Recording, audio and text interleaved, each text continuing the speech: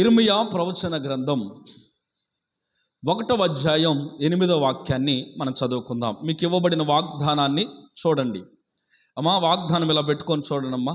వాగ్దానాన్ని చూడండి, దాచిపెట్టుకునే దానికి కాదు, అది వాగ్దానాన్ని చూడండి. ఇర్మియా ప్రవచన గ్రంథం 1వ అధ్యాయం 8వ వాక్యాన్ని నేను చదువుతాను, మీరు శ్రద్ధగా వినండి. భయపడకుము, నిన్ను విడిపించుటకు నేను నీకు తోడై ఉన్నాను, ఇదే యెహోవా వాక్కు. ఆమేన్ చెప్పండి. హల్లెలూయా, హల్లెలూయా. ప్రియమైన దేవుని బిడ్డలారా, ఆ వాగ్దానం మీద మీ కుడి చేతిని పెట్టండి.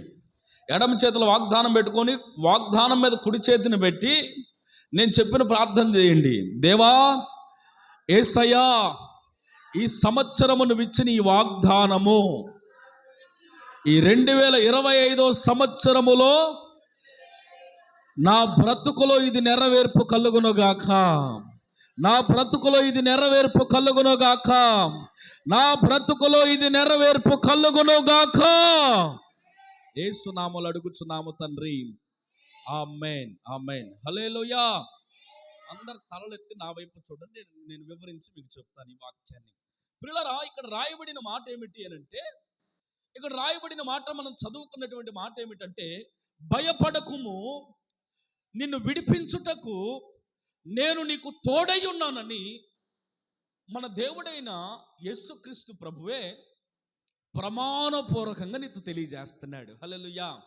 ప్రియమైన దేవుని బిడ్డలారా, నిన్ను విడిపించటానికి దేవుడే తోడై ఉన్నాడట. ఈ 2025వ సంవత్సరములో నిన్ను విడిపించటానికి దేవుడి నీకు తోడుగా ఉండబోతున్నాడు. హల్లెలూయా. అందుకే ప్రభు అంటున్నాడు, భయపడొద్దు. ఎందుకు భయపడొద్దు అని అంటే, మనలను విడిపించడానికి మన దేవుడు మనకు తోడుగా ఉన్నాడు. మనకొచ్చే కష్టములో నుండి, మనకొచ్చే నష్టములో నుండి, మనకొచ్చే వ్యాధిలో నుండి, మనకొచ్చే బాధలో నుండి, మన ఎదుటకు వస్తున్న సమస్యల్లో నుండి, సుడిగుండాల్లో నుండి, కన్నిటి ప్రతి బాష్ప బిందువుల్లో నుండి మన దేవుడు మనలను విడిపించునుగాక. చప్పట్లు కూడా బిగ్గరగా మహిమపరుద్దాం. హల్లెలూయా. దేవుని బిడ్డలారా, ఆయన శ్రమలో నుండి విడిపిస్తాడు మనల్ని. ఒక విడిపించటం మాత్రమే కాదు, ఆయన మనకు ఈ నూతన సంవత్సరం అంతా కూడా తోడై ఉండబోతున్నాడు. హల్లెలూయా. ఆయన నూతన సంవత్సరం అంతా తోడై ఉండునుగాక. హల్లెలూయా. దేవుడు నాకు తోడుగా ఉండాలి అని కోరుకున్న వాళ్ళందరూ 2 చేతులెత్తి దేవునికి స్తోత్రం చెబుదాం. దేవుని తోడు అవసరం లేదన్న వాళ్ళు కూడా దేవునికి స్తోత్రం చెబుదాం. ప్రియమైన దేవుని బిడ్డలారా, అందరికి అవసరమే దేవుని తోడు. ఆయన ఒక వ్యక్తికి తోడై ఉంటే ఆ వ్యక్తి జీవితంలో జరిగేటువంటి కార్యాలు ఏమిటి, ఒక 2-3 మాటల్లో నేను చెప్పి నా మాటలు ముగిస్తాను. ఆ తదుపరి మనం ముందుకు కొనసాగుదాం. ప్రియులారా, చదువుకుందాం. దేవుడు ఒక వ్యక్తికి కానీ తోడై ఉంటే ఆ వ్యక్తి జీవితంలో కలిగే కార్యములు ఏమిటి? ఆదికాండం 26వ అధ్యాయం 24వ వాక్యాన్ని మనం చదువుకుందాం. చదవండి, చదవగలిగిన వారు. ఆదికాండం 26వ అధ్యాయం 24వ వాక్యాన్ని మనం చదువుకుందాం ఈ రాత్రి. చదువుదామా? నేను నీకు తోడై ఉన్నాను గనుక భయపడకుము, నా దాసుడైన అబ్రహామును బట్టి నిన్ను ఆశీర్వదించి నీ సంతానమును విస్తరింప చేస్తాను. చప్పట్లు కొడదాం, మరొకసారి బిగ్గరగా కొడదాం చప్పట్లు. మనసారా నోరారా ప్రభుకు స్తోత్రం చెబుదాం. హల్లెలూయా. దేవుడు ఒక వ్యక్తికి తోడై ఉంటే, ప్రియులారా, దేవుడు ఒక వ్యక్తికి తోడై ఉంటే వారి సంతానమును ఈ నూతన సంవత్సరంలో విస్తరింప చేయబోతున్నాడు. హల్లెలూయా. మనం ఇక్కడ చెప్పే హల్లెలూయాకు ఈ కాలనీలు ఎవరికి నిద్ర రాకుండా ఉండను గాక. ఆమేన్. బయట పెట్టిన బాక్స్ ద్వారానైనా వాక్యం విందురుగాక. హల్లెలూయా. ప్రియమైన దేవుని బిడ్డలారా, చూడండి, చాలా శ్రేష్టమైన సమయంలోకి మనం వచ్చాం. దేవుని వాక్యం తెలియజేస్తున్న మాట ఏమిటంటే, ఆయన అబ్రహాములకు తోడై ఉన్నట్లుగా ఇస్సాకుకు కూడా తోడై ఉంటాడట. ఇస్సాకుతో చెప్తున్నాడు, ఇస్సాకు, నా దాసుడైన అబ్రహామును బట్టి నేను నీకు తోడై ఉంటాను, నువ్వు భయపడొద్దు. నేను నీకు తోడై ఉండి ఏం చేస్తావు ప్రభు నాకు తోడై ఉండి అని అంటే, అప్పుడు యేసయ్య చెబుతున్నాడు, నేను నీ సంతానమును విస్తరింప చేయబోతున్నాను. ఆమెనంటే ఒట్టు. ప్రియమైన దేవుని బిడ్డలారా, ఎవరి ధ్యాసలో వాళ్ళు ఉన్నారు.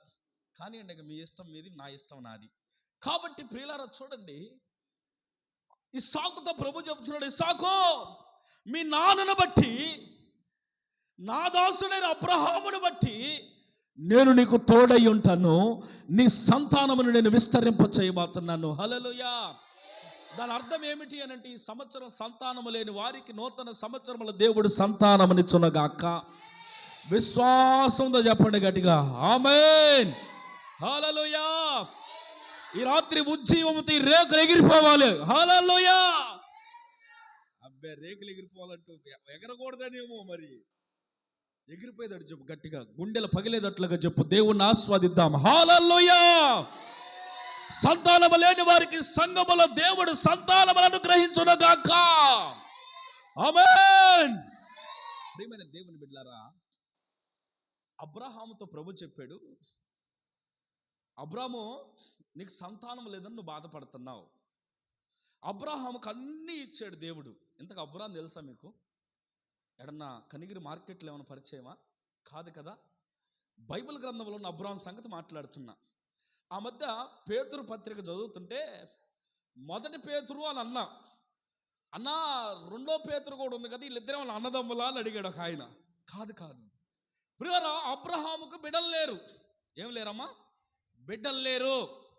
అబ్రహాముకు సంతతి లేదు, సంతానం లేదు. అబ్రహాముకు లేని ఉద్యోగం లేదు, అబ్రహాముకు లేని డబ్బు లేదు, అబ్రహాముకు లేని దాసీలు, పనివాళ్ళు, కాపర్లు, మందలు, అవి ఇవి అష్టైశ్వర్యాలు కలిగిన వాడు అబ్రహాం. సకల ఆశీర్వాదములకు పాత్రుడిగా నిలవబడ్డాడు అబ్రహాం. అయితే ఆయన జీవితంలో ఒక కొరత ఉంది. ఏంటో తెలుసా? సంతానం అనే కొరత ఉంది. ఈ రోజున సభ్య సమాజంలో చాలా మంది బాధపడుతున్న విషయం ఏంటో తెలుసా? సంతానం లేక బాధపడుతున్నారు. ఇంకొక విషయం ఏంటో చెప్పనా? వారసులు లేక బాధపడుతున్నారు. ఆడపిల్లలు చాలా మంది పుడతారు, కానీ మగపిల్లల కోసం ఆశపడే వాళ్ళు ఎంతమందో ఉన్నారు. ఈ రోజున సమాజంలో రెండు విషయాలను బట్టి చాలా మంది బాధపడతారు. ఏమనంటే, ఒకటి, అస్సలు సంతానం లేక బాధపడే వాళ్ళు ఉంటే, ఆ ఆస్తికి ఐశ్వర్యానికి వారసులు లేరని బాధపడే వాళ్ళు ఉన్నారు. ఇక్కడ కూడా ఉన్నారా? మన సంఘంలో కూడా ఉన్నారు అలాంటి వారు. అయితే ప్రియమైన దేవుని బిడ్డలారా చూడండి, ప్రభు అంటున్నాడు, ఈ సంవత్సరం నీ సంతానమును నేను విస్తరింప చేస్తాను. హల్లెలూయా. విస్తరింప చేయటం అంటే అర్థం ఏంటి?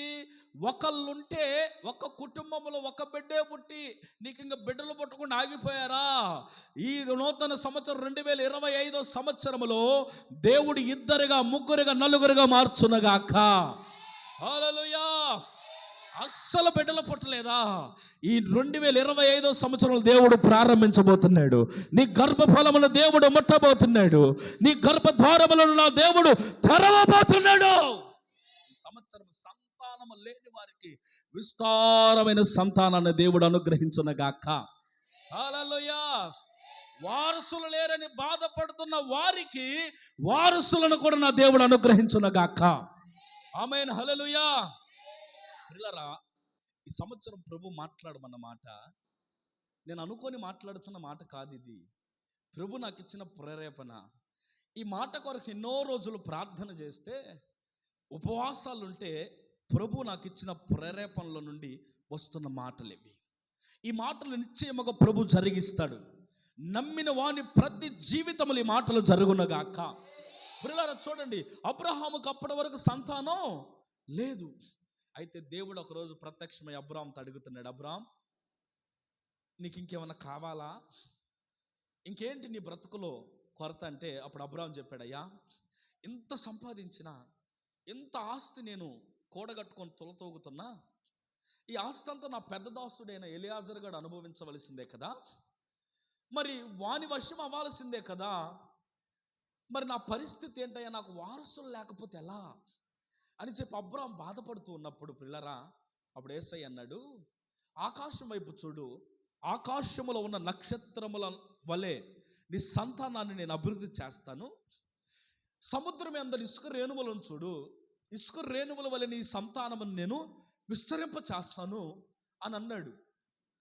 అలాగే ప్రభు అని అబ్రాహాం విశ్వాసంతో ఇంటికి వెళితే, ఒక రోజున ఆ సింధూరపు వృక్షము క్రింద అబ్రహాము కూర్చొని ఉన్నప్పుడు ఎండవేళ తండ్రి కుమార పరిశుద్ధాత్మ అన్నట్లుగా ముగ్గురు దేవదూతలు ఆ అబ్రహాం ఇంటికి వచ్చారు. ఇంటికి వచ్చి అబ్రహాము ఇంట్లో విందు చేశారు. విందు చేసినాక ఆ యొక్క శారమ్మ మంచి మెత్తటి గోధుమ పిండి తీసుకొని మెత్తగా పిసికి వాటిని రొట్టెలుగా చేసి ఆ దేవదూతలకు అందించింది. వారు తిన్నారు. అబ్రాము తన మందల్లో బలిసిన క్రొవ్వినటువంటి ఒక దూడను తెచ్చి, లేక ఒక పొట్టేళ్ళని తెచ్చి బలిచ్చి మంచి మాంసం పెట్టాడు వాళ్ళకి. వాళ్ళు మంచిగా తినిన తర్వాత ఆ సేవకులు అని అనొచ్చు ఒక రకంగా వారిని. దేవదూతలు అనబడిన వారు దైవ దాసులుగా, దేవుని పరిచారకులుగా వారు దిగివచ్చి అబ్రహాము యొక్క విందును ఆరగించి తినిన తర్వాత ప్రియులారా అబ్రహాముతో ఒక మాట చెప్తున్నారు. అబ్రహాం, ఈ సంవత్సరము దేవుడు నీ సంతానమును విస్తరింప చేయునుగాక అని చెప్పాడు. హల్లెలూయా.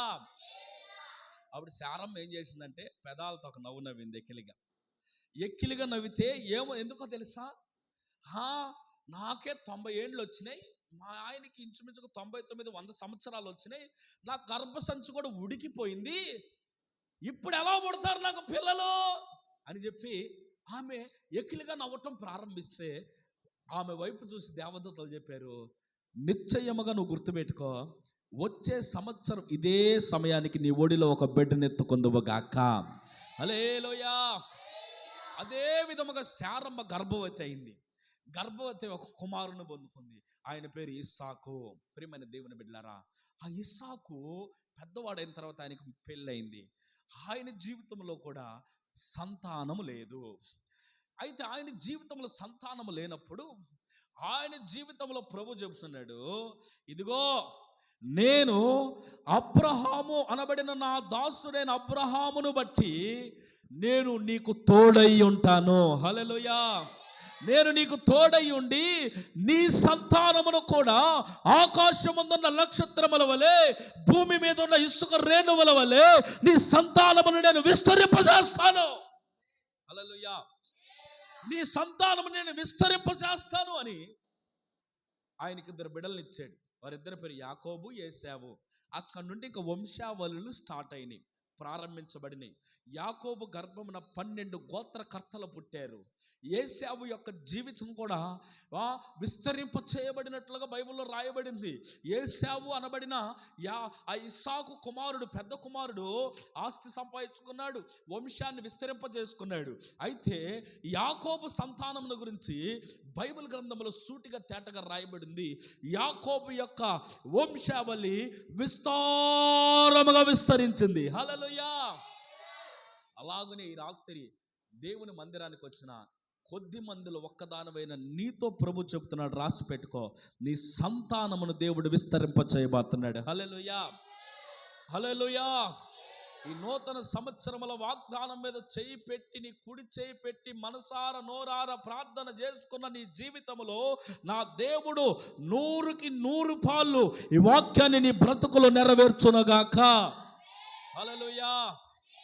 రెండవది చూస్తే ప్రియులారా, యెషయా గ్రంథం 41వ అధ్యాయం 10వ వాక్యంలో రాయబడుతుంది, నీకు తోడై ఉన్నాను, భయపడకుము.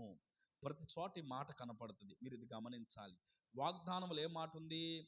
వారికి భయపడకుము, నిన్ను విడిపించుటకు నేను నీకు తోడై ఉన్నాను. ఇప్పుడు పై వాక్యంలో ఏం చదువుకున్నాను? నేను నీకు తోడై ఉన్నాను గనుక నీ సంతానమును విస్తరింప చేస్తాను. రెండవ మాట, నీకు తోడై ఉన్నాను, భయపడకుము. నీకు తోడై ఉన్నాను, భయపడకుము, నీకు సహాయము చేయువాడును నేనే, నీతి అను నా దక్షిణ హస్తముతో నిన్ను ఆదుకొందును. హల్లెలూయా. ఈ నూతన సంవత్సరంలో రెండో మాట ప్రభు చెబుతున్నాడు, నీతి అనే దక్షిణ హస్తముతో దేవుడు నిన్ను ఆదుకొనుగాక. హల్లెలూయా. ఆయన నిన్ను ఆదుకుంటాను అని అంటున్నాడు.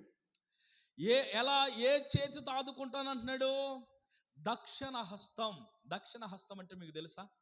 చెబుతారు ఎవరైనా? ఏ చెయ్యి? కుడి చెయ్యి. దక్షిణ హస్తం అంటే కుడి చెయ్యి. ప్రియులారా, ఈ దక్షిణ హస్తముతో నేను నిన్ను ఆదుకుంటాను. బ్లెస్సింగ్స్, ఆశీర్వదించే వాళ్ళు ఏ చేత ఆశీర్వదిస్తారు?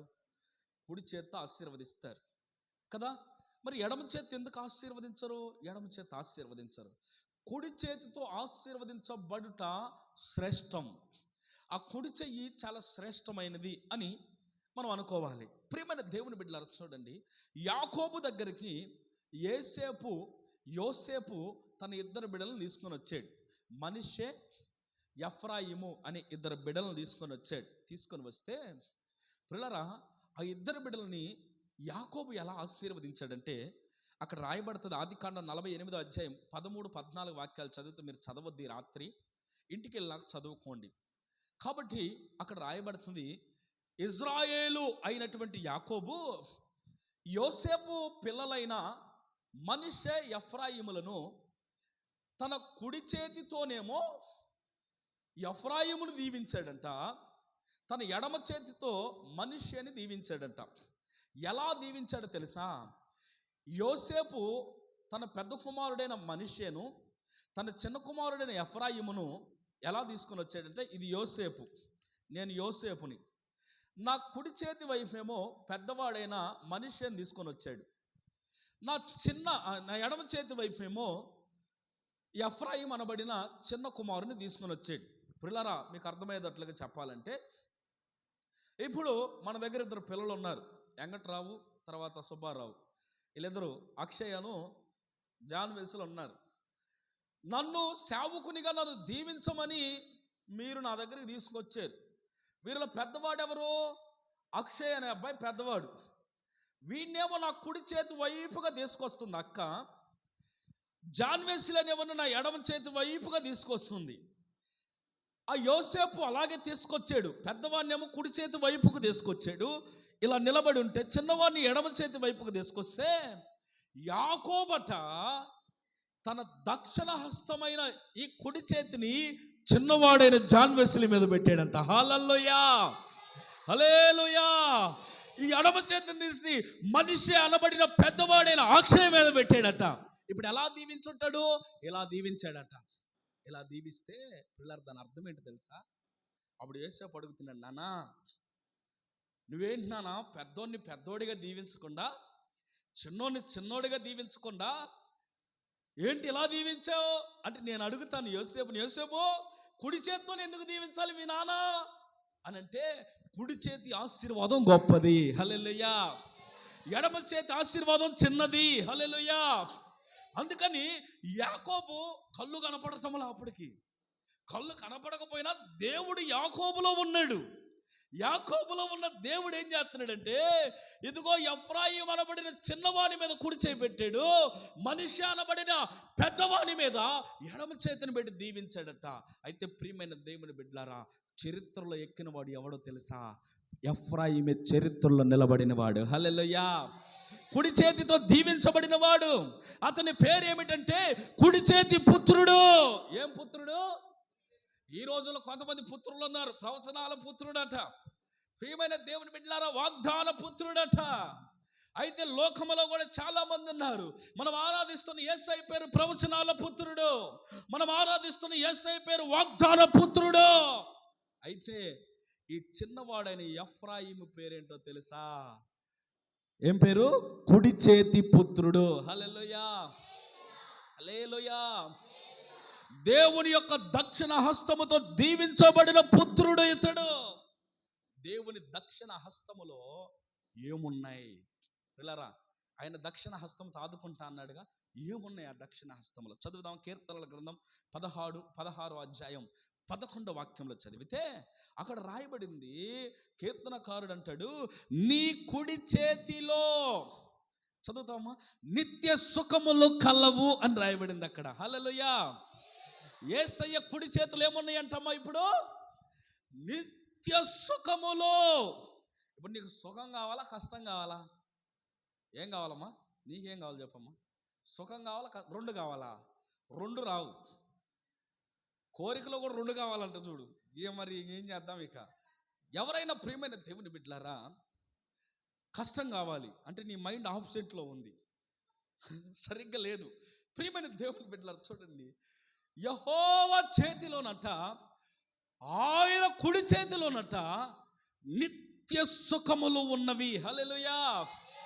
నిత్యము అంటే ఒకరోజు కాదు. మనకి ఒకరోజు సుఖం వస్తే ఒకరోజు ఏడిపోతుంది. కావేరి చేతులు ఒకరోజు డబ్బులు అయిపోతే ఒకరోజు నీళ్ళు, ఒకరోజు పాపం బియ్యం ఉన్నప్పుడు అందరూ కొండి పెడుతుంది. మందిరంలో ఉన్న వాళ్ళందరికీ బియ్యం లేకపోతే యేసు రక్తమే జయం అన్నారు. బియ్యం లేవన్నా అలా అంటది పాపం. అయితే బియ్యం ఉంటే బిర్యానీలో ఆర్డర్ పెడుతుంది. ప్రియమైన దేవుని బిడ్డలారా, మనకు ఒకరోజు ఆనందం ఉంటే ఒకరోజు ఆనందం ఉండదు. ఒకరోజు మన జీవితంలో దుఃఖం ఉంటుంది, ఒకరోజు మన జీవితంలో డబ్బులు ఉంటాయి, ఒకరోజు మన జీవితంలో డబ్బులు ఉండవు. ఒకరోజు మనకి ఆరోగ్యం బాగుంటుంది, ఒకరోజు ఆరోగ్యం బాగోదు. ఒకరోజు మన మనసు ఆనందంగా ఉంటుంది, ఒకరోజు మనసు దుఃఖంగా ఉంటుంది. ఒకరోజు సుఖంగా ఉంటుంది ప్రాణానికి, ఒకరోజు కష్టంగా ఉంటుంది. అయితే ప్రభు అంటున్నాడు, నీకు కష్టం వచ్చిన ప్రతిసారి, నీకు దుఃఖం వచ్చిన ప్రతిసారి, నీకు ఇదిగో కన్నీళ్ళు వచ్చిన ప్రతిసారి, సమస్య వచ్చిన ప్రతిసారి, నీకు ఆటంకం వచ్చిన ప్రతిసారి, నీ ఇంట్లో బియ్యం అయిపోయిన ప్రతిసారి, నీకు ఆరోగ్యం బాగోలేని ప్రతిసారి నా దక్షిణ హస్తముతో నేను నిన్ను ఆదుకుంటాను. చప్పట్లు కొట్టి బిగ్గరగా హల్లెలూయా. నీకు నవ్వు కలిగేంత వరకు, నువ్వు సుఖపడేంత వరకు, ఆనందపడేంత వరకు నా దేవుడు ఆయన దక్షిణ హస్తముతో నాదుకొందునగాక. హల్లెలూయా, హల్లెలూయా. ప్రియమైన దేవుని బిడ్డలారా, ఒక దైవజనుడు పాట పాడాడు, నీ కుడి హస్తం హత్తుకొని ఉన్నది, నీ ఎడమ చేయి నా తల క్రిందనున్నది, నీ పాదపీఠముగా నన్ను మార్చుమా. కుడి హస్తం ఎలా ఉందంట? హత్తుకొని ఉన్నది. కుడి చేతి ఏం చేస్తాం మనం? హత్తుకుంటాం. సెకండ్ ఇచ్చేది ఏ చేతితోటి? కుడి చేతితోటి. అక్షయ గడైతే ఎడం చేతి ఇట్లా అంటాడు. వాడికి చేయగోలు లేకదు పాప ఇట్లా అంటాడు. మరి ఆడికి కళ్ళు తాగేదానికి పోవాలని నాకు అర్థం కాదు. ఇట్లా అంటాడు. అయితే పిల్లలు చూడండి, కుడి చేత్తో సెకండ్ ఇస్తాం, కుడి చేత్తో మంచినీళ్ళు ఇస్తాం, కుడి చేత్తో అన్నం ప్లేట్ ఇస్తాం, కుడి చేత్తోనే టీ కప్పులో ఇస్తాం. జ్ఞానం లేని వాళ్ళు అయితే ఎడం చేతి ఇస్తారు. పరిజ్ఞానం పరిపక్వత లేని వారు ఎడం చేతిని వాడతారు. నేను సేవకు వచ్చిన ప్రారంభంలో ఇళ్ళేమిటి విజిటింగ్కి వెళ్తాం కదా, పిలుస్తూ ఉంటారు ప్రార్థన చేయడానికి రండన్న అంటే విజిటింగ్కి వెళ్తాం. వెళ్ళిన ప్రతి చోట పాస్టర్ గారు కుడి చేత్తో తీసుకునేవాడు అన్నీ, నేనే అఫీషియల్గా ఎడం చేత్తో తీసుకునేవాడిని. అయితే చూశాడు ఒక 6 రోజులు చూశాడు. ఇది ఎవరు పెట్టిందని చెప్పి ఇంటికి వచ్చి నాకు మామూలుగా అరవలేదు నన్ను పాస్టర్ గారు. మందిరానికి వచ్చిన తర్వాత కుడి చేత్తో తీసుకోవడానికి నీ కుడి చేయమని ఇరిగిపోయిందా? కుడి చేత్తో తీసుకోవాలి తమ్ముడా, కుడి చేత్తో తీసుకోవాలి. వాళ్ళు మనల్ని ఎంత గౌరవించిస్తున్నారు, నీళ్ళు ఎంత గౌరవించి టీ ఇస్తున్నారు, నువ్వంత కేర్లెస్గా భయం లేకుండా భక్తి లేకుండా ఎడం చేత్తో తీసుకుంటావా? అప్పుడు నేను అడిగా, ఎడం చేత్తో తీసుకుంటే ఏమైద్దన్నా? అది కూడా చెయ్యేగా అన్న. అంటే అప్పుడు ఆయన అన్నాడు, ఎడం చేత్తో అన్నం తింటావా అని అన్నాడు. తినను కదా అన్న. అదే దాని ప్రాముఖ్యత అని అన్నాడు. హల్లెలూయా. ఎడం చేయి అందరికి కల్పం. అట్లాగే ప్రియులారా, ఆయన ఎడమ చేత్తో మనల్ని ఆశీర్వదించడంట, ఆయన దక్షిణ హస్తముతో మనల్ని ఆదుకుంటాడట. హల్లెలూయా, హల్లెలూయా. ప్రియమైన దేవుని బిడ్డలారా, ఆయన దక్షిణ హస్తములో నిత్యము సుఖములు ఉన్నాయి. ఈ సుఖాలు నీకు కావాలంటే ఈ రాత్రి నువ్వు ఆ వాగ్దానం మీద ప్రార్థన చేసుకో. మరలా ప్రతిరోజు ప్రార్థన చేసుకో. అమ్మయ్య ఈ సంవత్సరానికి వాగ్దానం ఇచ్చాడు అమ్మా, ఈ ఒక్క రాత్రి దేవుని పాటలేని శుభ్రంగా రేపు నుండి డీజే పాటలు దంచుకుంటే మయంగా ఉంటుంది అనుకోబాకండి. ఈ ఒక్కరోజు ఇంక వాగ్దానం మీద ప్రార్థన చేసుకున్నాం. యేసు రక్తమే జయం, సిలువ రక్తమే జయం, యేసు రక్తమే జయం, కోడి మాసమే బలం, రేపు పొద్దున దంచాలేక మేము. ఒక పాస్టర్ గారు అన్నాడట, యేసు రక్తమే జయం, కోడి మాసమే, ఆయన ఇంకోటి అన్నాడులే, గొడ్డు మాసమే బలం అని అన్నాడు. ప్రియులారా చూడండి, ఈ ఒక్క రాత్రి పాస్టర్ అని చెప్పాడు, గుండెల బగిలేలా గొంతు చిరిగేరా అన్న అరిశాడు. మొత్తానికి ఆయన నిద్ర పోకుండా మాకు నిద్ర రాకుండా ఏదో చెప్పాడు, వాగ్దానమే చేయి పెట్టమన్నాడు, మేము కూడా గట్టిగానే పెట్టాము. మరి ఆ రాత్రితో దాని అభిషేకం అయిపోయింది.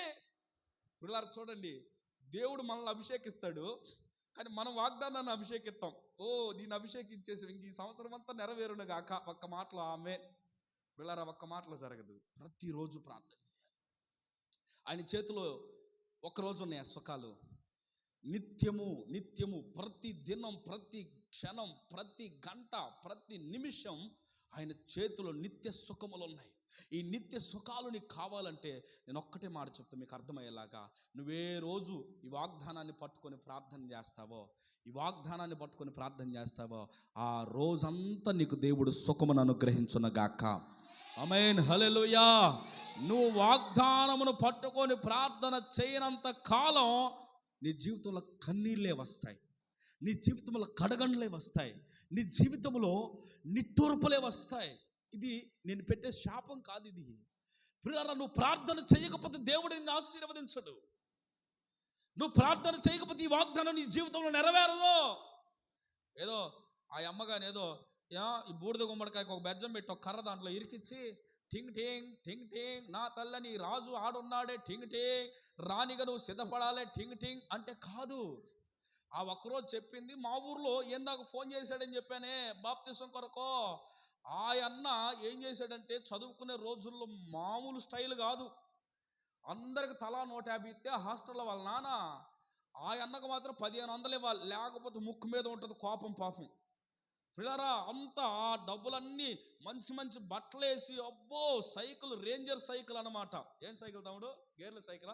రేంజర్ సైకిల్ అంటారు దాన్ని. రేంజర్ అనేది రేంజర్ సైకిల్. దాని దొక్కేవాడు. ఆ రోజులు ఎవరికి లేదా ఆ సైకిల్. 11,000 పెట్టుకున్నాడు అప్పట్లోనే. ఎప్పుడు 2011-10లో సంగతి చెప్తున్నా నేను. అయితే ప్రియమైన దేవుని బిడ్డలారా, నేను చెప్పాలనుకున్న మాట ఏమిటంటే హెచ్చులు చూడండి. ఆయన ఎంతైతే లోకంలో నైస్ పీస్ పడ్డాడో అంతగా ఆశీర్వాదంలోనికి రాలేకపోయాడు. గల కారణం ఏమిటి అని అంటే దేవుని యొక్క నిత్య సుఖములను ఎరగలేదు. హల్లెలూయా. నీవు ఎప్పుడైతే నువ్వు ప్రార్థన చేస్తావో, నువ్వు ఎప్పుడైతే దేవునిని వెంబడిస్తావో, నువ్వు ఎప్పుడైతే ఈ వాగ్దానాన్ని చేత పట్టుకుంటావో ఆ దినమంతా నీకు ఆశీర్వాదం కలుగుతుంది. హల్లెలూయా, హల్లెలూయా. ప్రియమైన దేవుని బిడ్డలారా, నువ్వు ప్రార్థన చేయకపోతే నీకు ఆశీర్వాదం రాదు. ఏమి రాదు? ప్రార్థన చేయకపోతే ఆశీర్వాదం రాదు. నువ్వు ప్రార్థన చేసి వాగ్దానాన్ని నెరవేర్చు ప్రభువా అని, నా జీవితంలో నువ్వు నెరవేర్చు ప్రభువా అని అడిగితేనే ఆయన వాగ్దానాన్ని నెరవేరుస్తాడు. హల్లెలూయా. ఈ అమ్మన్నట్టుగాని శుభ్రంగా టింగ్ టింగ్ టింగ్ టింగ్ అని చెప్పేది 4 మాటలు చెబితే అవి నెరవేరవండి. ఈ వ్యక్తి ఏం చేశాడంటే ఇంకా కొండ మీదకి వెళ్ళాడు. ఒంగోలులో కొండ ఉందిలే. ఈ సుగనక్కోల పిల్లలు కూడా అక్కడే చదువుకున్నారుగా. ఆ హాస్టల్లో మేమందరం ఎరగబడి చదివాం ఆ రోజుల్లో. మరి చదివితే ప్రియమైన దేవుని బిడ్డలారా, ఆ కొండ మీద దిగొచ్చేటప్పుడు ఒక ముసలాం తగిలింది. టింగ్ టింగ్ టింగ్ టింగ్ మహారాజులాగా వస్తాడమ్మా టింగ్ టింగ్, నా తల్లి మహారాజే వస్తాడమ్మా టింగ్ టింగ్ అనింది. అబ్బో ఎవరు నావా అంటే, నువ్వే నాయన మహారాజువి నాయన, ఇప్పుడిప్పుడే వచ్చే గడ్డం మీద వచ్చిన ఆయన అనింది. అబ్బో అటైతే నిజమే చెప్పింది. ఏందావా అంటే షైజుపి దొర అనింది. ఈ దొర ఎవరు? నల్ల దొర. పాపం తెల్ల దొరలందరూ ఇంగ్లాండ్ అమెరికాలో ఒకటి, ఇది నల్ల దొర ఆంధ్ర రాష్ట్రంలో ఉంటుంది. అయితే దొర చేయి చూపి అనింది. ఈ చేయి తీసి గడ్డం కాడ పెట్టింది. గుణవంతరాలు భార్య వస్తుంది దొర అనింది. ఈ చేయి తీసి నెత్తిన పెట్టింది. గడుసుగా చీపురు కట్ట ఎగరేసి కొడుతుంది దొర అనింది. ఈ చేయి ముక్కు మీద పెట్టింది. నువ్వు ఈ సంవత్సరం పల్సర్ బండి కొంటవే దొర అనింది. ప్రియులారా, ఇప్పటికి ఏ బండి లేదు యేసునామంలో. గల కారణం ఏంటంటారు? ఆయన మాతో చెప్తా ఉండేవాడు. ఇక అవ్వ చెప్పింది టింగ్ టింగ్ అవ్వ. ఏ అవ్వ నా చెప్పింది? టింగ్ టింగ్ అవ్వ చెప్పింది. ఇక నేను లైఫ్లో రాజునైపోతానంట, నా భార్య గుణవంతరాలు వస్తుందంట, అసలు ఇంకా నేను పల్సర్ బండి కొంటానంట, ఇక నా లైఫే మారిపోద్దంట. పిల్లరా, ఈ రోజుకు మారలా. ఈరోజు అడుగుతున్నాడు, అయ్యా నా కొరకు ప్రార్థన చేయండి, నా కుటుంబం కొరకు ప్రార్థన చేయండి. ఎందుకన్నా నా కుటుంబము ఆయన దక్షిణ హస్తములో సుఖముల ద్వారా ఆనందింప చేయబడాలి. హల్లెలూయా. ఆయన దక్షిణ హస్తము ద్వారా ఆదుకునేటట్లుగా ఆ యేసయ్య దక్షిణ హస్తము నన్ను, నా కుటుంబాన్ని ఆదుకోవాలి. రోజున తన బిడ్డలు పదే అనారోగ్యాల పాలైపోతున్నారు. గల కారణం ఏమిటంటే సరైన ప్రార్థన అనుభూతి లేక, సరైన ప్రార్థన జీవితం లేక. పిల్లరా, నేను ఎందుకు చెబుతున్నానంటే, నీ జీవితంలో నా జీవితంలో కూడా ప్రార్థన అనుభూతి లేకపోతే ఈ వాగ్దానం నెరవేరదు. హల్లెలూయా. ఈ వాగ్దానం సంవత్సరం అంతటికి ఒకే వాగ్దానం, మధ్యలో మార్చడానికి లేదు. సంవత్సరం అంతటికి ఒకే వాగ్దానం, సంఘం అంతటికి ఒకే వాగ్దానం. పోయిన సంవత్సరం అంతా ఒకే వాగ్దానంగా. ఇప్పుడు మీరు గతంలో కొన్ని సంఘాలు తిరిగి వచ్చి ఉంటారు, కొన్ని సంఘాలకు పోయొచ్చు ఉంటారు. శుభ్రంగా ఈ బల్ల మీద పెడతారు వాగ్దానాలు.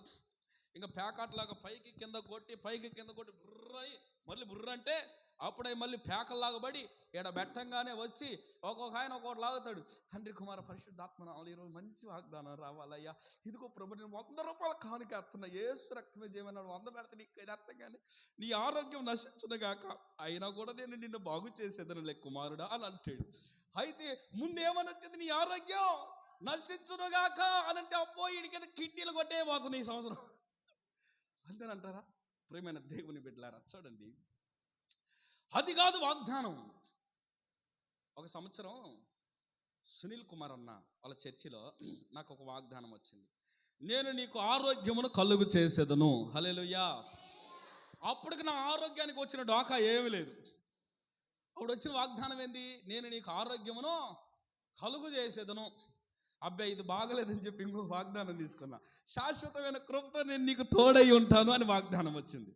పిల్లలు చూడండి, అబ్బా ఇది కూడా నచ్చలేదని చెప్పి ఇంకోటి తీసుకున్నా, నిన్ను నీ పిల్లలను విస్తరింపజేసేదని వచ్చింది.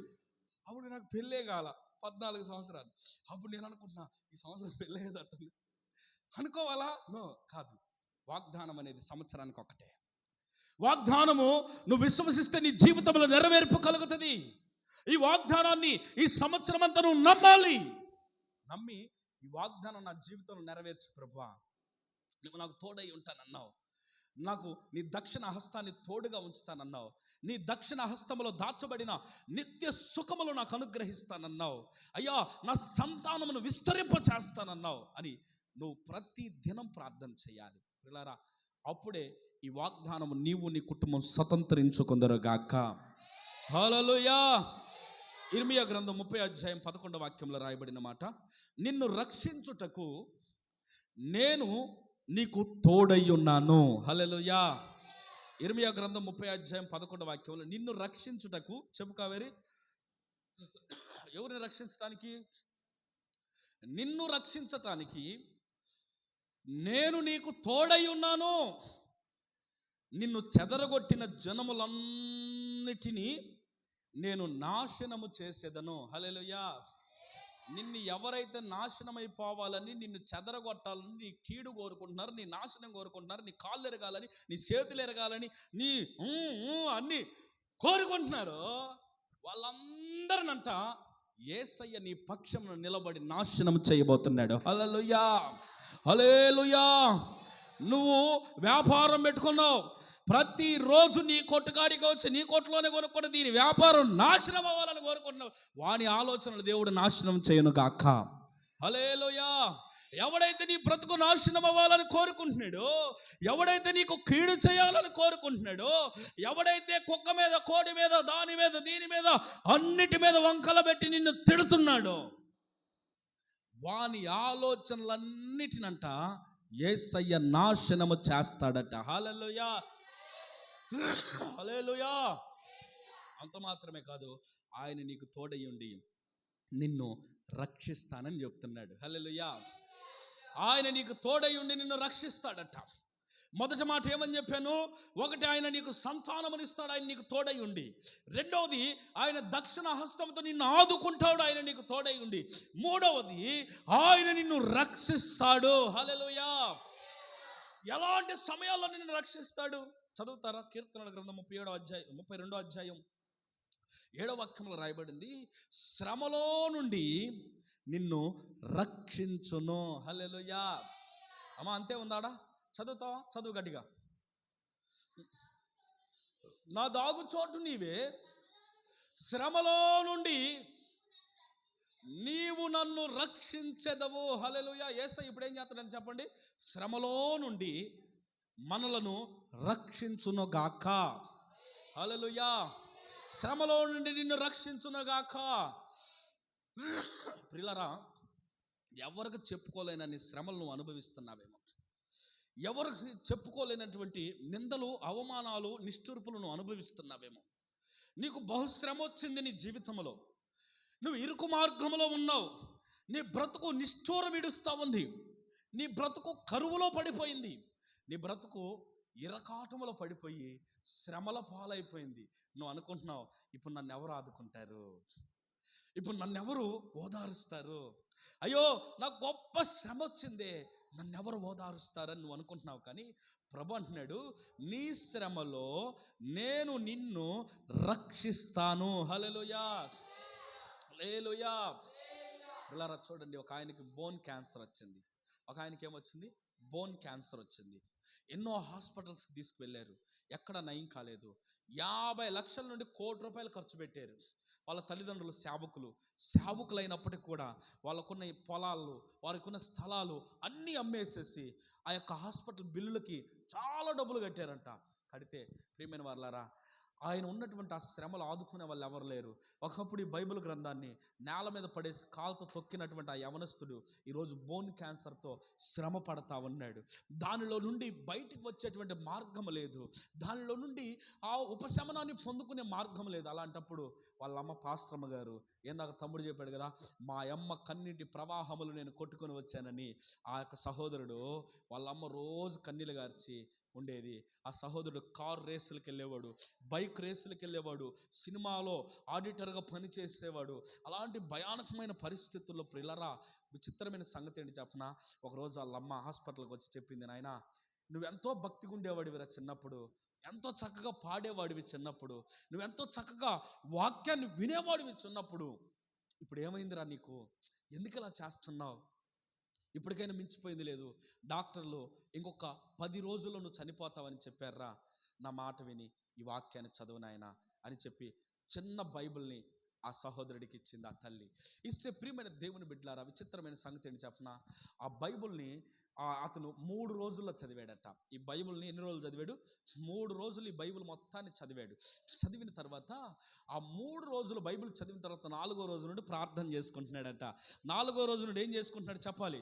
ప్రార్థన చేసుకుంటున్నాడు. మరి నువ్వు చేసుకుంటున్నావా ప్రార్థన? రోజు తూతూ మంత్రంగా చేస్తున్నావా? ప్రియమైన దేవుని బిడ్డలారా, ఆ సహోదరుడు 4వ రోజు నుండి ప్రార్థన చేస్తున్నాడు, ప్రభా ఈసారి కానీ నువ్వు కానీ నన్ను బ్రతికిస్తే, ఎన్నోసార్లు బ్రతికించావు నన్ను, ఎన్నోసార్లు బైక్ రేసులకు వెళ్ళినప్పుడు, కార్ రేసులకు వెళ్ళినప్పుడు, ఎన్నోసార్లు సారా తాగి, మందు తాగి, బీరు తాగి నేను పరుగులెడుతున్నప్పుడు ఎన్నో పర్యాయాలు నన్ను కాపాడి రక్షించావు. అయితే ఈ ఒక్కసారి ఈ బహుశ్రమలో నుండి, ఈ క్యాన్సర్ శ్రమలో నుండి నువ్వు నన్ను కానీ రక్షిస్తే జీవితాంతం నీకు సాక్షిగా ఉంటానయ్యా అని చెప్పి ఒక చిన్న తీర్మానం చేసుకుని ఆ బైబిల్ గ్రంథాన్ని పట్టుకొని ఏడుస్తున్నాడంట. గుండెల కానిచ్చుకొని అతికించుకొని ఏడుస్తూ కన్నీళ్లు కారుస్తూ ఉన్నాడు. ఆ కన్నీళ్ళు ఆ బైబిల్ మీద పడి బైబిల్ తడిచిపోతూ ఉందట. ఉన్నప్పుడు ప్రియమైన దేవుని బిడ్డలారా, బైబిల్లో ఉన్న దేవుడు, అక్షరముల ద్వారా ముద్రింపబడిన దేవుడే, ఆ బైబిల్ దేవుడే ప్రియులారా ఆ బిడ్డ గుండెను తాకాడట, ఆ బిడ్డ ఎముకలను తాకాడట, ఆ బిడ్డ యొక్క శరీరాన్ని, సర్వ శరీరాన్ని తాకటం వలన ఓ గొప్ప శక్తి ఆ బిడ్డలోనికి ప్రవేశించింది. దిగ్గును లేచి నేల మీద నిలబడ్డాడంట. చప్పట్ల కొట్టు బేగరగా హల్లెలూయా, హల్లెలూయా. ప్రియమైన దేవుని బిడ్డలారా, ఆ బైబిల్లో ఉన్నటువంటి శక్తి, ఈ పరిశుద్ధ గ్రంథంలో ఉన్న గొప్ప శక్తి ఆ రాత్రి ఆ బిడ్డను తాకటం వల్ల బెడ్ మీద నుంచి దిగి లేచి చక్కగా నిలబడ్డాడట. నిలబడి ప్రభానికి స్తోత్రమయ్యా అని తనంతట తానే టాయిలెట్కి వెళ్ళి వచ్చాడట. తనంతట తనమా మా అని పిలిచాడట. వాళ్ళ అమ్మ వచ్చిందంట. ఆయన ఏంట్రా లేసేవేంటి? అరే రే నువ్వు లేకూడదు, నడవలేవరు, అదిరే ఎదురు పరిగెత్తుకుంటూ వచ్చి పట్టుకోకపోతే, అమ్మా ఇక నువ్వు పట్టుకోవాల్సిన అవసరం లేదు. ఎందుకని? గత రాత్రి దేవుడు నన్ను తాకాడు. హల్లెలూయా. గత రాత్రి నేను పడుతున్న శ్రమ, గత రాత్రి వరకు నేను అనుభవిస్తున్న శ్రమ, నేను పడుతున్న వ్యాకులత, నేను పడుతున్నటువంటి ఆ రోదన శోధన, నా దేవుడు దానిని అంతటిలో నుండి తెల్లవారుజామున నన్ను రక్షించాడు. హల్లెలూయా. ఇది శారీరకమైన రక్షణ, ఇది ఆరోగ్యానికి సంబంధించిన రక్షణ. మరి ఆత్మకు సంబంధించిన రక్షణ ఏది? మరి ఆత్మకు కూడా రక్షణ కావాలిగా. శరీరానికి రక్షణ ఇచ్చాడు దేవుడు, సహోదరుడు ఏం చేశాడు తెలుసా? ఇంక నిన్ను నా జీవితంలో నేను మర్చిపోనని చెప్పి పరిశుద్ధ గ్రంథాన్ని పట్టుకొని దేశ విదేశాలు, భారతదేశ నల్లు మూలల రాష్ట్రాలు తిరిగి ఈ పరిశుద్ధ గ్రంథములో ఉన్న యేసు ప్రభుని ప్రకటిస్తూ ఉన్నాడు. హల్లెలూయా, హల్లెలూయా. నేటికి ప్రకటిస్తూనే ఉన్నాడు. హల్లెలూయా. ఈరోజు వాళ్ళు కోల్పోయిన సర్వ ఆస్తి అంతటిని కూడా దేవుడు మరలా రెండంతలుగా అనుగ్రహించాడు. హల్లెలూయా. గల కారణం ఏంటో తెలుసా? దేవునిని రక్షించమని ఆయన తోడు కోరుకున్నారు అంతే. ఆ రాత్రి ఆ తోడు కోరుకున్నాడు. పిల్లరా, ఒక తల్లి 12 సంవత్సరాల నుండి రక్త క్యాన్సర్తో బాధపడుతుంది. ఆమె రక్తస్రావంతో బాధపడుతుంది. ఈ రోజుల్లో చెప్పాలంటే అది క్యాన్సర్ అనే చెప్పాలి. ఆమె జీవితం రక్తస్రావం, ప్రతి స్త్రీకి రక్తస్రావం అవుతూ ఉంటుంది కదా. అలాగే ఆమెకు రక్తస్రావం 12 సంవత్సరాల నుండి ఆగిపోవటం లేదు. బైబిల్ గ్రంథం చెప్తుంది ఆమె అనేక మంది వైద్యులను ఆశ్రయించిందట. అయితే అనేక మంది తోడు కోరుకుందయ్యా, దయచేసి నా వ్యాధి నుండి విడుదల చేయయ్యా, నన్ను రక్షించండి అయ్యా, ఈ శ్రమ పడలేకపోతున్నానయ్యా, ఈ బట్టలు ఉతుక్కోలేకపోతున్నానయ్యా, అన్నం తినేదానికి కూడా శక్తి లేదు, ఇంత గొప్ప శ్రమ ఎవరికి రాకూడదో. మనం అనుకుంటాం కదా, పగోడికి కూడా రాకూడదురా ఈ పరిస్థితి అనుకుంటాం కదా, పగోడికి కూడా ఈ పరిస్థితి రాకూడదు అనుకుంటాం. కానీ పగోడికి వస్తే నవ్వేది ఎవరో? మనమే. నవ్వే వాళ్ళందరూ దేవునికి స్తోత్రం చేద్దాం. కావేరు ముందు లిస్ట్ అన్నమాట. కాబట్టి ప్రియమైన దేవుని బిడ్డలారా చూడండి, అలా శ్రమ నేను పడలేకపోతున్నాను బాబా, నన్ను ఎవరైనా రక్షించండి అయ్యా అని అనేక మందిని ఆశ్రయించిందట. ఆశ్రయిస్తే ఎవ్వరు ఆమెను రక్షించలేకపోయారు. ఆమె శరీరాన్ని కొయ్యటం, స్కానింగ్లకని పరీక్షలకని ఆమె రక్తమంతా పీల్చి ఒకవైపు దారాలుగా అది పడిపోతూ ఉంటే, ఒకవైపు వీళ్ళు ఇంజక్షన్లతో లాగి రక్తమంతా తీసేశారు. ఆమె జీవితం కుక్కిన పేనులాగా సన్నగా అయిపోయింది. ఆ కుక్కిన మంచంలో పడుకొని ఉంటే ఎవరో చెప్పారు మీలాంటి వాళ్ళు, అమ్మా గలిలయ పరిసర ప్రాంతాలు యేసుక్రీస్తు ప్రభు వాక్యం చెబుతున్నాడు, నా మాట విని అక్కడికి వెళ్ళగలుగుతావా? ఆయన తోడు నువ్వు కోరుకోగలిగితే, ఆయన యొద్దకు నువ్వు వెళ్ళగలిగితే, యేసయ్యా నువ్వు నాకు తోడుగా ఉండి నన్ను రక్షించవా ఈ శ్రమలో నుండి నువ్వు అడగగలిగితే, దేవుడు నిన్ను ఖచ్చితంగా యేసు ప్రభు ఈ శ్రమలో నుండి నిన్ను రక్షిస్తాడు అని చెప్పాడు. చెబితే ఆమెకున్న భయంకరమైన వ్యాధి కదా, అది క్యాన్సర్ కదా. వెళ్ళింది, అక్కడున్న జనాన్ని చూసి భయపడింది. అయినా కూడా యేసయ్య దగ్గరికి వెళ్ళి యేసయ్య దగ్గర నిలబడితే చాలు అనుకుంది, ఆయన వస్త్రాన్ని పట్టుకుంటే చాలు అనుకుంది. కొంతమంది ఏమనుకుంటారు తెలుసా? అమ్మా శుభమాన ఆదివారం, కనీసం మందిరంలో కాలన్న పెట్టొద్దామని వచ్చేవాళ్ళు ఉన్నారు ఈ రోజున, లేరా? కనీసం పాస్టర్ గారికి మొహమన్నా చూపించే, ఇది మొహం చూపించే భక్తులు అనమాట. ప్రియమైన దేవుని బిడ్డలారా చూడండి, అలాగే యేసయ్య వస్త్రాన్ని పట్టుకుంటే చాలు నా జీవితం ధన్యమైపోద్ది అనుకుంది. యేసయ్య వస్త్రాన్ని అలా పట్టుకొని అలా విడిచిపెట్టగానే వెంటనే ఆమె రక్తధార ఆగిపోయెను. చప్పట్లు కొడతావా ఒకసారి? ఆమె రక్తధార ఏమైపోయింది? ఆమె రక్తధార వెంటనే కట్టింది. ఇలా కారణం ఏంటి తెలుసా? ఆమె పడుతున్న శ్రమలో నుండి దేవుడు ఏం చేశాడు? ఆమెని రక్షించాడు. శారీరకమైన శ్రమలో నుండి దేవుడు రక్షించాడు. మరి మన ఆత్మకు కూడా రక్షణ కావాలి. ఈ రోజున మన ఆత్మకు ఈ భూలోకములో 60 సంవత్సరాలు 70 సంవత్సరాలు మన బ్రతుకు తర్వాత ఇంకొక బ్రతుకుంది. శరీరానికి మరణం ఉంది కానీ ఆత్మకు మరణము లేదు. అందుకే బైబిల్ చెప్తున్న మాట, అగ్ని ఆరదు, పురుగు సావదు. పురుగు అంటే ఏంటి? కొంతమంది అంటారు తలలో వీడికి పురుగు తిరుగుతుందిరా, వీడి మైండ్ ఒక చోట ఉండదురా అంటారే. ఆ పురుగు కాదు, ఇది మిడిమేల పురుగు. కానీ మనలో ఉన్న పురుగు యేసయ్య పెట్టిన పురుగు, దాని పేరు ఆత్మ. హల్లెలూయా, హల్లెలూయా. ప్రియమైన దేవుని బిడ్డలారా చూడండి, అగ్ని నరకములో అగ్ని ఆరదు, పురుగు అనబడిన ఆత్మ చావదు. గల కారణం ఏంటి అని అంటే, పాపములో ఉన్న వారందరూ అగ్నిలో కాల్చబడుతూనే ఉండాలి.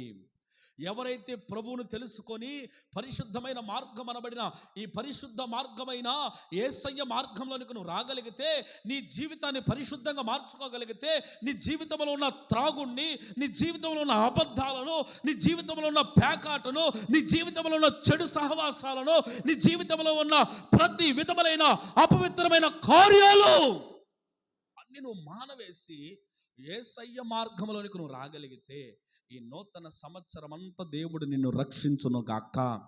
హల్లెలూయా. ఈ నూతన సంవత్సరం నీ ఆత్మకు దేవుడు రక్షణ అనుగ్రహించును గాక. హల్లెలూయా. ప్రియమైన దేవుని బిడ్డలారా, బాప్తిస్మం అనే రక్షణలోనికి నువ్వు రావాలి. మారు మనసు అనే రక్షణలోనికి నువ్వు రావాలి. ఎక్కడికి రావాలి? కొంతమంది బాప్తిస్మాలు తీసుకుంటారు, బల్లారాధనలో చేయలేరు. ఏమేయరు? చేతులేయరు. మరి వీళ్ళు ఎలాంటి వాళ్ళు? కావేరి సంగతి కాదులే, మళ్ళీ అంత రామకెళ్ళి చూడబాకండి. రేపంటది నేను అసలు పలారమే దానల్లా అంటది. ఇక ప్రియమైన దేవుని బిడ్డలారా చూడండి, కొంతమంది బాప్తిసం తీసుకుంటారు పేరుకి, బల్లారాధనలో చేతులు వేయరు. గల కారణం ఏంటి అంటే, బాప్తిసం తీసుకున్న తర్వాత కూడా వారి జీవితంలో అపవిత్రత వెంటాడింది. ఒక అక్క నాతో చెప్తా ఉంది, అయ్యా నేనే బల్లారాధనలో చేతులు వేయలేనులయ్యా అని అనింది. ఏమక్క అన్న అంటే ఆమె చెప్తుంది, ఇది చెప్పుకోలేనులయ్యా అని అనింది. పర్లేదులే చెప్పక్క అని ఎట్లా అంటాం సిగ్గు లేకుండా. ప్రియమైన దేవుని బిడ్డలారా, ఇంకా అర్థం చేసుకోవాలి ఆమె జీవితంలో ఏమున్నాయని. తర్వాత ఇంకో సహోదరి చెప్తుంది, అయ్యా ఆమె జీవితంలో ఇవి ఉన్నాయిలే, అందుకని కొంచెం ఫోన్ మాట్లాడుతూ ఉంటుంది. 24 గంటల ఫోన్కి ఆమె సేవకి తెంపు ఉండదు. ఫోనే కదా అక్క, నేను కూడా మాట్లాడుతున్నాను అన్నాను అనుకో, ఇంక నేను ఎర్రిబాగులో అవుతా. అవునా కదా? ఫోన్ అంటే ఇంకా ఫోన్లో రకరకాల ఫోన్లు ఉంటాయి నాయన. మరి ఇంకా ఆమె ఫోన్ మాట్లాడుతూ ఉందట. మరి ఆమె జీవితం బాప్తిసం అయితే పొందుకుంది కానీ బతుకైతే మారలేదయ్యా అని చెప్పింది. ఒక పాస్టర్ గారు అన్నాడు, గుణదలు పోయి ఎన్నిసార్లు గుండు గీయించుకున్నా, నీ గుణం మారకుండా ఎన్నిసార్లు గుండు గీయించుకున్నా వేస్ట్. అంతే కదా? నీ గుణం మారకుండా గుండె ఎన్నిసార్లు గీయించుకుంటావు? ఈరోజు చాలామంది ఉన్నారు, నేను ఎవరిని విమర్శించడం లేదు కానీ సబ్బు లేకుండా చేసే భక్తి ఉంది భూమి మీద. అలాగే చెప్పులు లేకుండా నడిచి చేసే భక్తి ఉంది భూమి మీద. అయితే వాళ్ళ భక్తి ఎంతకాలం? 40 రోజులు. 40 రోజుల్లో పిల్లరా, ఒకప్పుడు ఆ భక్తి చాలా నిష్టగా ఉండేది. ఎలా ఉండేది తెలుసా? సిగరెట్ తాగేవాడు ఆ భక్తిలో ఉన్న ఆయన పక్కన కానీ సిగరెట్ పొగదిలితే మీలాంటి పెద్ద మనుషులు ఆయన భయంకరంగా అరిసేవాళ్ళు. అయితే ఈ రోజున ఆ భక్తిలోకి దిగిన వాళ్ళే బండ్ల మీద వచ్చి 90 సిగరెట్ 2 ఫిల్టరు తెల్లై పెద్దయి అని అంటున్నాడు ఒక్కొక్క ఆయన. ప్రియమైన దేవుని బిడ్డలారా చూడండి, అంటే ఇది నికరము లేని భక్తి. నికరం లేనివాడు ఎకరం కోసాడంట, అడ్డదిడ్డలో కోసాడు. వాడికి నికరమే లేదు కానీ వాడు ఎకరం కోయడానికి పోయాడు. ఎవరు ఎకరం కోసి వచ్చేవారంటే మొత్తానికి ఈ పొలంలో మొదలు పెడితే ఈ పొలంలోకి వచ్చాడంట. ఆ పొలం అదరగొట్టాడు. ప్రియమైన దేవుని బిడ్డలారా చూడండి, భక్తిలో నికరం ఉండాలి. నువ్వు బాప్తిసం పొందిన తర్వాత నికరంగా ఉండాలి. బాప్తిసంలో నువ్వు రక్షణలోనికి వచ్చిన తర్వాత నికరంగా నిలబడాలి. శ్రమలు వచ్చినా, శోధనలు వచ్చినా, నిందలు వచ్చినా, అవమానాలు వచ్చినా నిలబడాలి. నేను ఈ ప్రాంతంలోకి వచ్చినప్పుడు, మీరు అందరూ ఉన్నారు కాబట్టి జ్ఞాపకం చేస్తున్నా, ఒక ఆయన అన్నాడు, ఈ ప్రాంతాన్ని గురించి ఒక చెడ్డ మాట అన్నాడు. ఆ మాటని ఆ అబ్బాయి కూడా అట్లాగే అయిపోతాడులే అని అన్నాడు. ఎట్లా అయిపోతాడట? ఈ ప్రాంతంలో ఎవరు ఉన్నారట మనుషులు, ఆ మనుషుల్లాగా అయిపోతాడులే, వాళ్ళలో ఒకళ్ళలాగా అని అన్నాడు. అంటే చాలా ఏడ్చుకున్నాను, నేను చాలా ప్రార్థన చేసుకున్నాను. ప్రభా, రక్షింపబడిన నన్ను రక్షణ లేని వారిని రక్షించడానికి పంపించావా, లేకపోతే వాళ్ళలాగా మారటానికి పంపించావా అక్కడికని నేను ప్రార్థన చేసుకున్నా. లోకంలో సామెతంగా 6 నెలలు వాళ్ళతో సావాసం చేస్తే ఏమవుతారన్నా, వాళ్ళ ఇల్లు వీళ్ళు వాళ్ళు అవుతారట. అట్లా మరి ఈ ప్రాంతంలోకి వచ్చి నేను మారటమా లేకపోతే వాళ్ళు మారటమా అన్నట్టుంది ఇక్కడ సవాల్. అయితే ప్రియమైన దేవుని బిడ్డలారా, మారినటువంటి క్రైస్తవుల దగ్గరికి వెళ్ళి ఎవడైనా వాక్యం చెప్పగలుగుతాడు. మారినటువంటి క్రైస్తవ ప్రపంచంలోనికి వెళ్ళి ఎవడైనా భక్తి చేయగలుగుతాడు. ప్రభు తెలియని వారు, ప్రభు అంటే గుర్తెరగని వారు, యేసు ప్రభు అందరికీ తెలుసులే, నాకు కూడా తెలుసు. 3 కోటి దేవతలు దేవుళ్ళు అందరి పేర్లు చెబుతాడు ఉండి, ఏమన్నా ప్రయోజనమా? పిల్లరా, అందరు తెలుసు. మరి నేను ఆరాధించే దేవుడు ఎవరు? నాకంటూ ఒక దేవుణ్ణి పెట్టుకుని నేను ఆరాధన చేస్తా ఉన్నాను కదా, నేను భక్తి చేస్తున్నాను కదా, మరి ఆ దేవుల్లోనే నేను నిలకడగా ఉన్నానా? ఆ దేవుల్లోనే నేను ఖచ్చితంగా భక్తి చేస్తున్నానా? ఈ ప్రాంతానికి వచ్చి నేను ఒక దేవుణ్ణి పరిచయం చేశా. నీకు మొన్నటి వరకు పేరే తెలుసు, ప్రేమిలక్క పేరు నాకు తెలుసు, ఈ బాలన్న పేరు కూడా నాకు తెలుసు. మరి ఈ మధ్య ప్రార్థనకు కూడా వస్తున్నాడు పాపం అన్న. మరి ఆయన క్యారెక్టర్ నాకు తెలియదుగా. యేసయ్య పేరు తెలియంగానే సమ్మడం కాదు, సమ్మడమేనా? యేసయ్య పేరు తెలియంగానే సమ్మడం కాదు. యేసయ్యలో ఉన్న శక్తి ఏమిటో, యేసయ్యలో ఉన్న భక్తి ఏమిటో, యేసయ్యలో ఉన్న ఆ జ్ఞానం ఏమిటో, ఆ భక్తి రసం ఏమిటో నీకు తెలియాలి. హల్లెలూయా. ఆయన అన్నాడు, మేము ఫలానా చోటకి వెళ్ళి ఈ పవన్ గడు పుట్టాడు, వీడి కోసం అర్పిస్తాం అన్నయ్య నిందాం. మరి ఏడన్నా మాకు గుండె ఆగిపోతుంది అన్నయ్య, అంబులెన్స్లో ఉన్నాం, ప్రార్థన చేయవా అనింది నన్ను. ఆ రాత్రి ఆడ పాములు వస్తాయో తేళ్ళు వస్తాయో ఏమొస్తాయో కూడా తెలియదు ఈ అమ్మాయిల ఇంటి దగ్గర. అయినా కూడా ఆడ మోకరించి ఆ బిడ్డ కొరకు ఒక 40-45 నిమిషాలు అట్లాగ ప్రార్థన చేసాం మేము. ప్రభు చెప్పాడు, నువ్వు ఫోన్ చేసి చెప్పు ఆ బిడ్డ బ్రతుకుతాడని. హల్లెలూయా. నువ్వు చెప్పు, ఫోన్ చేసి ఆ బిడ్డ బ్రతుకుతాడని. నువ్వు అర్పిస్తానన్న పోతులు బతికించలా, నువ్వు అర్పిస్తానన్న కోతులు బతికించలా, నువ్వు అర్పిస్తానన్న పసుపు కొంకాలు బ్రతికించలా. ఆ బిడ్డని ఎవరు బ్రతికించారా? రాత్రి ఆగిపోయి నోటెంబిటి గుర్రకొచ్చి నుర్రగొచ్చి గుర్రని ఇంకా కొద్ది క్షణాలు ఆ గుండె ఆగిపోద్దనంగా ఆ రాత్రి మేమందరం చేసిన ప్రార్థన ఆ బిడ్డను సజీవుడిగా నేటి వరకు నిలిపింది. హల్లెలూయా, హల్లెలూయా. గల కారణం ఏమిటి? మీరు అన్ని చోట్లకి వెళ్తున్నారు కదా భక్తి అని. మరి ఆ భక్తిలో నువ్వు నిలబడ్డావా? ప్రియులారా, నేను లోకములో ఉన్నటువంటి దేవుళ్ళను దేవతలను విమర్శించటం లేదు, తక్కువ చేసి మాట్లాడటం లేదు. యేసుక్రీస్తు ప్రభువులో ఉన్న సామర్థ్యాన్ని నేను ప్రకటన చేస్తున్నా. ఎవరిని గురించి నేను మాట్లాడటం లేదు ఈ రాత్రి. గల కారణం ఏమిటంటే, యేసు ప్రభువు నిన్ను రక్షించాలని తన యవ్వన కాలంలో యవ్వన రక్తం అంతా కార్చాడు. గడిచిన 2024 సంవత్సరం అంతా యేసు ప్రభు నిన్ను రక్షించాడు. ఇంకొక 10 నిమిషాల్లో 2025లో మనం అడుగు పెట్టబోతున్నాం. హల్లెలూయా. అప్పుడు కొడదాం చప్పట్లు. ప్రియులారా చూడండి, దేవుడు గత కాలం అంతా రక్షించాడు. ఈ 25లో కూడా నిన్ను రక్షించును గాక. నీ శరీరానికి మాత్రమే కాదు, నీ ఆత్మను కూడా దేవుడు రక్షించును గాక. ఇంతవరకు ఈ మాటలు విన్న నీవు రక్షణ పొందాలని ఆలోచన కలిగిన వాళ్ళు చేతులు ఎత్తుదామా? దేవునికి స్తోత్రం చెబుదాం. హల్లెలూయా, హల్లెలూయా. బాప్తిసం పొందే వాళ్ళ సంగతి నేను అడిగింది ఈ రాత్రి. బాప్తిసం పొందేదానికి నువ్వు సిద్ధమా? ఒక ఆయన అన్నాడు, నువ్వు సిద్ధమైతే నేను కూడా సిద్ధమే అన్నాడు లేదా మొన్నటిదాకా ఒక ఆయన సిద్ధం అన్నారు. సిద్ధా రాఘవరావు ఉన్నాడు మా ఊర్లో దర్శిలో. సిద్ధం అన్నారు. ఇప్పుడు నేను అడుగుతున్నా, సిద్ధమని ఒక ఆయన మాత్రం సిద్ధమని ఇప్పుడు జెండా ఎత్తాడు. మరి ఇప్పుడు నేను అడుగుతున్నా మిమ్మల్ని, మీరు సిద్ధమా? బాప్తిస్మానికి నువ్వు సిద్ధమా? ఏంది మమ్మల్ని కాదులే, ఈ అర్ధరాత్రి ఏంది ఆయనకి ఏదో పిచ్చి పెట్టి అరుచుకుంటున్నాడేమో అనుకుంటున్నారు ఏంది పిల్లరా? మరి మీరు సిద్ధమా? యుద్ధమా?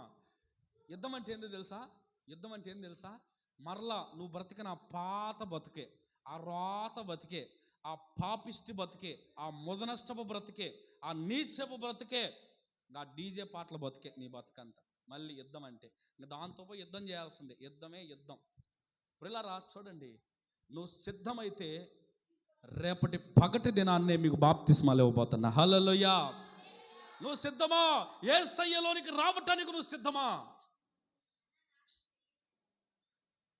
చెయ్యెత్తిన వాళ్ళందరికీ రేపు పొద్దునే బాప్తిస్మాలు. రేపటి వారంలో బాప్తిస్మాల కార్యక్రమం ఉంది. మరి నువ్వు సిద్ధమైతే చెప్పు.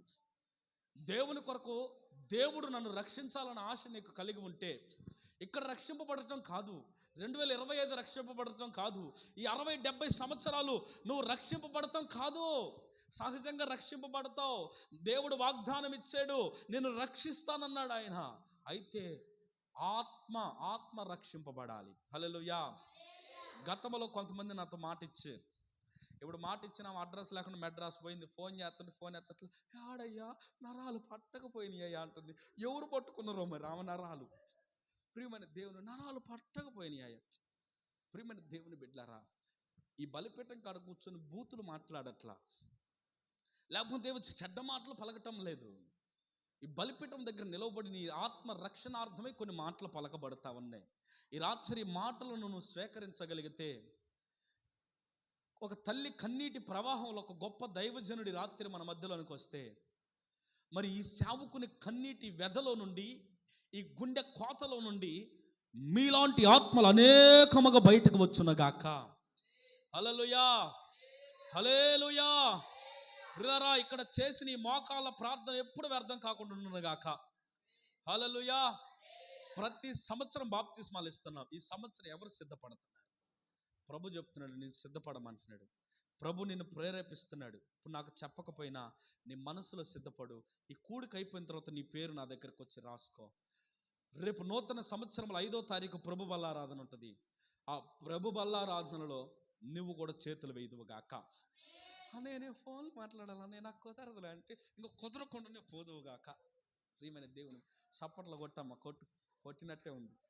ప్రియమైన దేవుని బిడ్డలారా, చూడండి, ప్రతి వాక్యానికి స్పందించేది ఒక కావేరే. పాపం అందరేమో మీరందరూ ఆమెను అనుకుంటున్నారు. పాపం ఇవన్నీ ఆమె ఏమనుకుంటున్నారు. అనుకోబాకండిలే అమ్మ, చెప్పాలే, అనుకోరేక.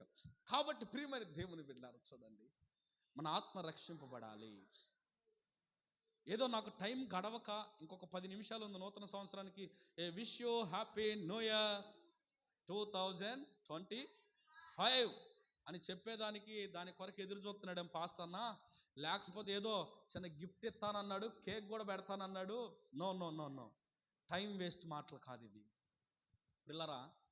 ఏదో మతం మార్చే మాటలు కూడా కాదు ఇవి, మార్గాన్ని మార్చే మాటలు. హల్లెలూయా.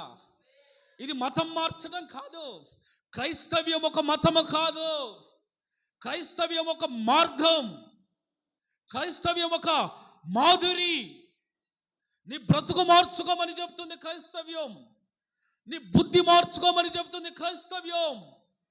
నీ దుష్టత్వాన్ని మార్చుకోమని చెబుతుంది క్రైస్తవ్యం. అంతేకాని నీ కులాన్ని మార్చుకోమని చెప్పేది క్రైస్తవ్యం కాదు. నీ మతాన్ని మార్చుకోమని చెప్పేది క్రైస్తవ్యం యొక్క లక్షణము కాదు. ఏంటి క్రైస్తవ్యం అంటే? మార్గాన్ని మార్చుకోమని చెప్తుంది. ఇప్పుడు దాకా త్రాగుబోతు మార్గంలో ఉన్నావా? ఇప్పుడు దాకా తిరుగుబోతు మార్గంలో ఉన్నావా?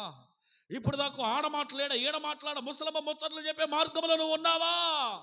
ఇప్పుడు దాకా బాప్తిజం పొంది కూడా ఇంటికి వెళ్ళగానే బెడ్ మధ్య ఎక్కి సినిమా పెట్టుకొని చూస్తున్నావా? పిల్లరా, ఆ మార్గాన్ని మార్చుకోమని చెబుతుంది క్రైస్తవ్యం. మార్గాన్ని మార్చుకోకపోతే నీ మార్గం నరకానికి తీసుకువెళ్తుంది. మార్గాన్ని మార్చుకుంటే నీ మార్గం ఎక్కడికి తీసుకెళ్తుంది తెలుసా? పరలోకానికి తీసుకువెళ్తుంది. హల్లెలూయా. ఇది రక్షణ మార్గం, ఇది నరకానికి పోయే మార్గం. నీకు ఏ మార్గం కావాలో ఎంచుకో. నీకు రక్షణ మార్గం కావాలా? ప్రభు అంటున్నాడు, నిన్ను రక్షించుటకు నేనే నీకు తోడై ఉంటాను. ఆయన తోడై ఉండాలంటే నువ్వే మార్గాన్ని ఎంచుకోవాలి? తాగుబోతు మార్గం ఎంచుకొని వాడు అంటాడు, అన్న ఈరోజు ఎందుకు తాగడం అన్నట్టు, యేసయ్య నూతన సంవత్సరం ఇచ్చాడని తాగానన్నా అంటున్నాడు సిగ్గులేనోడు. అన్న ఈరోజు ఎందుకు తాగేవాళ్ళంటే యేసు ప్రభుని ఆ రోమా ప్రభుత్వం వాళ్ళు కొట్టి కొట్టి కొట్టి కొట్టి సిలివేశారన్న బాధలో తాగాను అంటున్నాడు. అన్న ఈరోజు ఎందుకు తాగేవన్నంటే యేసు ప్రభు పుట్టాడని సంతోషంలో తాగానని అంటున్నాడు. పిల్లరా, చూడండి, నీ మార్గాన్ని మార్చుకోవాలి. నువ్వు ఎదురు వస్తా ఉన్నావనుకో, నీ మార్గాన్ని ఇంకా మార్చుకోకుండా నేను అలాగే బ్రతుకుతానంటే నీ జీవితం నరకానికి పాలైపోద్ది. కాబట్టి ఈ రాత్రి నువ్వు ఆలోచన చేసుకో. ప్రభు చెప్తున్నాడు, ఈ అర్ధరాత్రి నీతో మాట్లాడుతున్నాడు. ప్రభువే మాట్లాడుతున్నాడు, నేను నీకు తోడయ్యుండి నేను రక్షిస్తాను అని ప్రమాణం చేసిన దేవుడు ఆ రక్షణలోనికి నువ్వు వస్తావా రావా అని ఎదురు చూస్తున్నాడు. కాబట్టి అందరు తలలు వంచి కళ్ళు మూసుకుందాం, చిన్న ప్రార్థన చేసుకుందాం. అందరూ లేచి నిలబడదాం. దయచేసి లేచి నిలబడదాం. అందరం తీర్మానం చేసుకుందాం. ప్రభువానికి స్తోత్రం స్తోత్రం స్తోత్రమయ్యా. కృప కృప కృప. హల్లెలూయ హల్లెలూయ హల్లెలూయ హల్లెలూయ. కృప కలుగునుగాక యేసయ్యా. హల్లెలూయ హల్లెలూయ హల్లెలూయ హల్లెలూయ. దేవానికి స్తోత్రం స్తోత్రం స్తోత్రమయ్యా.